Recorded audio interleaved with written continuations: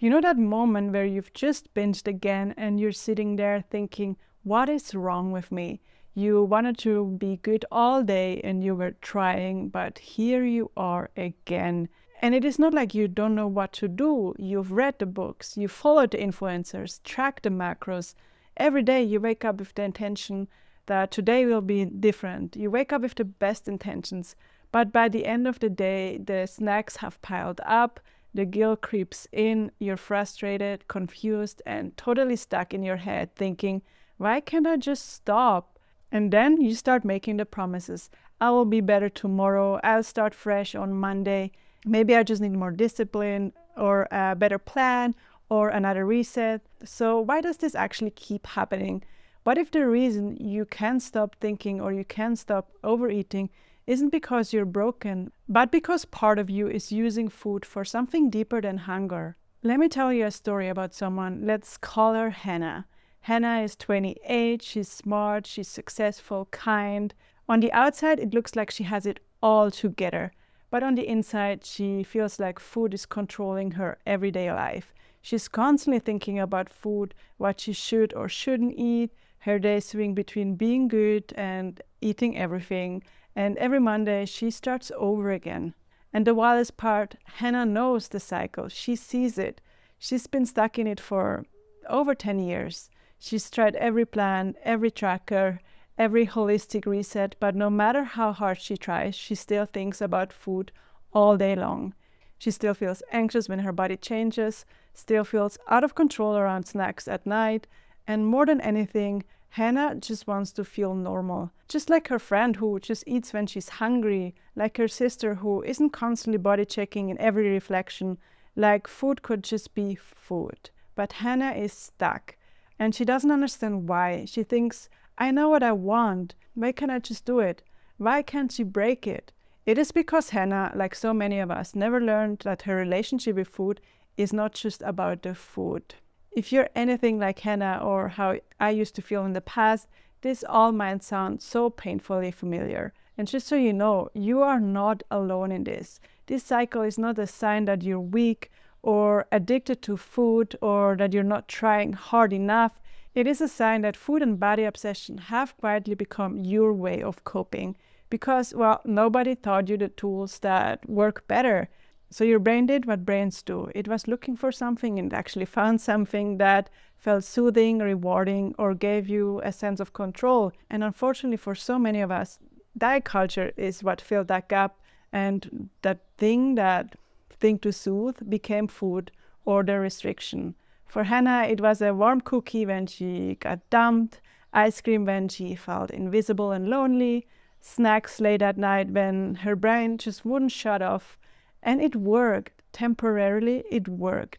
So now that she's older, after all this time, her brain doesn't just see food as fuel, it sees food as a form of relief, as safety, as the only time she lets herself feel kind of free. And while the restriction, well, it's what gave her hope. It became her path to finally feel good enough. If I just lose weight, I'll feel confident. I'll feel finally in control. I'll get the approval I want. So this is thoughts that you might be way too familiar with. And even though she knows diets don't work, part of her clings to them because without them, what else would she control?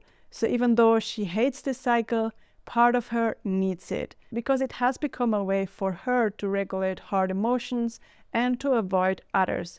And without new tools to replace those coping strategies, well, she will stay stuck. So the reason why Hannah can't heal her relationship with food isn't because she's not trying hard enough. It's because food has become her way of regulating emotions, avoiding failure, chasing confidence, creating relief for so many years. This means she doesn't just need a new food plan, she needs new tools to feel okay in her life without needing food or the control to do it. So let's pause for a second and ask yourself, when I feel overwhelmed, what do I reach for first? What do I believe losing weight will give me? Is there a part of me that uses food as a way to feel safe, in control, or cared for? And honestly, I've been Hannah too. For years, food was the one thing that gave me something to look forward to, that gave me that sense of relief. Binging gave me a break from the pressure of needing to be perfect. It gave me a relief from feeling so miserable about myself. And dieting, well, it gave me hope that maybe, just maybe, I'd finally feel confident, that maybe I'd finally be enough. But also it kept me stuck in this cycle: restrict, binge, guilt, and restarting over. And I thought it was because I lacked willpower, but really it was because I didn't know how to feel safe without it, without that cycle that became so familiar to me. As humans, we kind of tend to stick, or subconsciously we stick to what we are used to, and that's why change is always so hard. So even though this sense of familiarity isn't beneficial to you, it's still what keeps you stuck. So here's the thing that we so often miss: the food stuff, the binging, the rules, the obsession. It's not random. It is actually meeting a need. And that is why you can't just take away those habits and expect to feel fine. You need to replace them with new ways that meet those needs. So if this whole story relates with you, here's what I want you to try instead. Instead of asking, how do I stop binging? Ask, what am I getting from it? Instead of saying, I need more discipline, ask, what do I need less pressure around? Instead of making food the enemy, ask, what is food helping me cope with? If food brings you comfort, what else could bring you comfort? If planning your next reset makes you feel accomplished, how else can you feel proud of yourself? This is where the true healing begins. It's not just about stopping overeating. It's about building a life that feels safe, satisfying, and enough, so that your nervous system doesn't need the food or the control as a lifeline.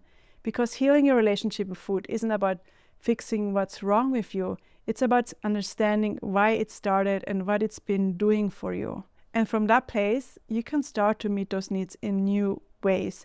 Not perfection, not discipline, not another plan, but actual safety. Go for a slow walk after a hard day instead of going straight for food. Call a friend when you feel disconnected and lonely. Let yourself rest without earning it. And ask yourself daily, what do I really need right now? And how can I give that to myself without punishment? If you've been stuck in this cycle, if you keep binging, restricting, and restarting, please hear this. You are not broken. Food is not your enemy, and the answer is not more control. You don't need to fix yourself. Instead, you need to meet yourself. And I know that it's easier said than done, but you don't have to figure it out alone. I've put together a free training where I walk you through the exact method I use to stop that nighttime overeating gently, without rules, without giving up the foods I love. And you can grab it as well below. It's totally free. And if you start today, you could feel a difference by the end of the week. So grab it down below. And before you go, drop me a comment and let me know, what is one emotional need you think food or dieting have filled up for you? This isn't about shame, it's about getting honest. It always starts with awareness and honesty, because that's where the healing really starts. So if this helped you, hit like, subscribe, and share it with someone who needs this. And remember, you deserve to feel safe in your body, and food doesn't have to be the only way that you get there. So with all that being said, thank you so much for being here. Lots of love, and until next time.